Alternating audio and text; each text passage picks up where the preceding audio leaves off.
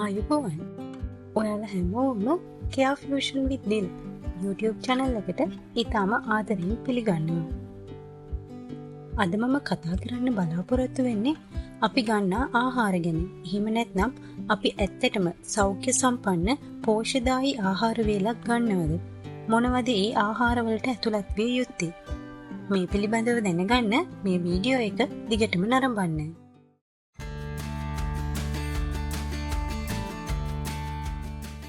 අපේ ආහාරවල අඩංගු වෙන්න ඕනි පෝෂ්‍ය පදාර්ථ මොනවද කියලා දැන් අපි බලමු. මේක නම් අපි හැමෝම දන්න දෙයක්. පුංචි කාලේ ඉඳන් අපි මේ දේවල් ගැන හොඳින් ඉගෙනගෙන තියෙනවා. කාබෝහයිඩ්‍රේට්, ප්‍රෝටීන, ලිපිඩ, ಖನಿජ ලවණ, විටමින් සහ ජලය අපේ ආහාර වේල තුල අන්තර්ගත විය යුතුයි. දැන් අපි අපේ බත් පිඟාන දිහා පොඩ්ඩක් හැරිලා බලමු. අපේ බත් පිඟානේ හරි අඩක් එහෙමත් නැත්නම් භාගයක්ම තියෙන්න ඕනි ධාන්‍ය වර්ග හා පිෂ්ඨය සහිත ආහාර වර්ග. ඒ කියන්නේ බත්, කොස්, දෙල් වගේ දේවල් තියෙනවා නම් ඒවා තමයි අපේ පිඟානෙන් භාගයක් විතර තියෙන්න ඕනි. පිඟානේ ඉතිරි භාගයෙන් 3/2 ප්‍රමාණයක් තියෙන්න ඕනි එළවලු වර්ග දෙකක් සහ පලා වර්ගයක්. පිඟානේ ඉතිරි කොටසේ තියෙන්න ඕනි ප්‍රෝටීන ආහාර වර්ග. ශාක හා සත්ව ප්‍රෝටීන වර්ග දෙකම අන්තර්ගත වෙනවා නම් ගොඩක් හොඳයි. දැන් ටිකක් කල්පනා කරලා බලන්න. අපි බහුතරයක් දෙනා මෙච්චර දවස් අරගෙන තියෙන්නේ පෝෂ්‍යදායී ආහාර වේලක් නිවැරදි විදිහටද? අපි අපේ ආහාර වේලේ බත් සඳහා සහල් තෝරා ගැනීමේදී විශේෂයෙන්ම අපි තම්බන ලද සහල් හෝ නිවුඩ සහිත සහල් තෝරා ගන්න ඕනි. තඹපු හාල් වල අඩංගු වෙලා තියෙන පිෂ්ඨය අපේ ශරීරයට අවශෝෂණය වන්නේ හිමින්. ඒ මගින් රුධිරයේ සීනි මට්ටම වැඩි වෙන්නේ ඒකාකාර වේගයකින්. ආහාරයට ගත යුතු පිෂ්ඨ ප්‍රමාණය හා ධාන්‍ය ප්‍රමාණය රඳා පවතින්නේ වයස, ස්ත්‍රී පුරුෂ භාවය, ක්‍රියාශීලී භාවය, ගර්භණී භාවය හා කිරිදෙන අවධිය මත. අපි දිනකට අවම වශයෙන් එළවලු වර්ග දෙකක්, පලා වර්ගයක් හා පළතුරු වර්ග දෙකක් ආහාරයට ගන්න ඕනි. එළවලු හා පළතුරු වල විටමින්, ಖನಿජ ලවණ, ප්‍රතිඔක්සිකාරක වගේ දේවල් ඇතුළත් වෙලා තියෙනවා. රෝග වැළැක්වීම හා පාලනය සඳහා විවිධ වර්ණයෙන් යුතු පළතුරු සහ එළවලු තෝරා ගැනීමත් ඉතාම වැදගත් දෙයක්.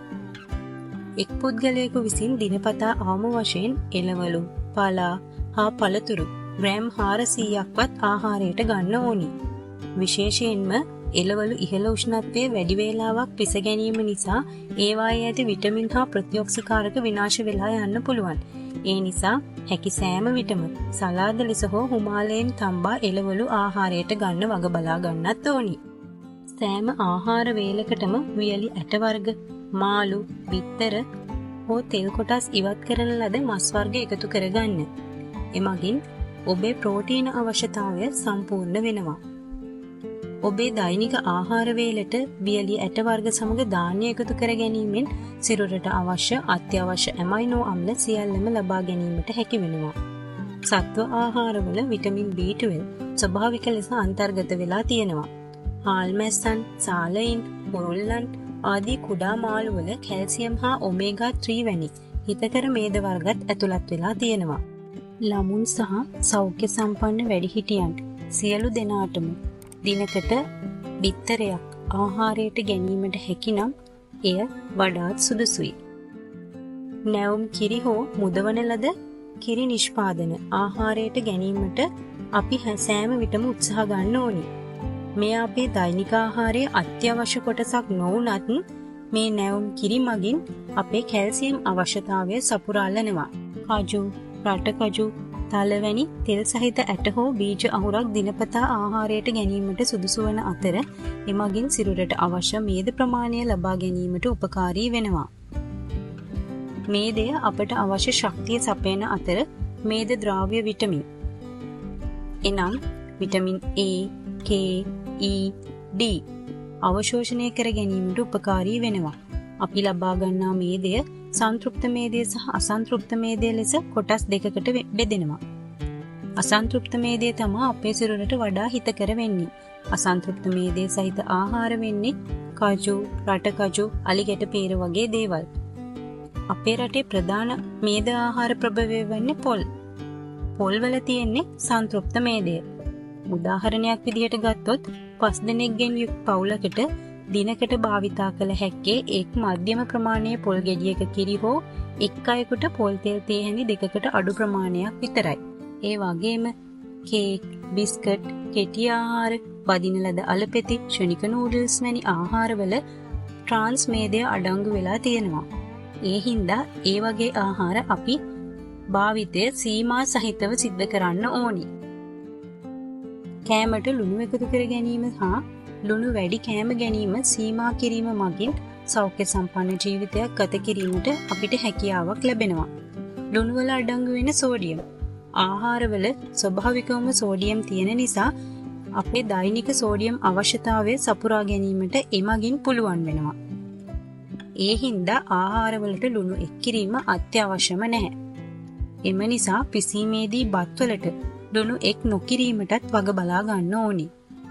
ක්‍රමයෙන් ලුණු පරිභෝජනය අඩු කිරීමෙන් ටික කලකින් අඩු ලුණු රසයට දිව හුරු කරගන්නත් පුළුවන් වෙනවා.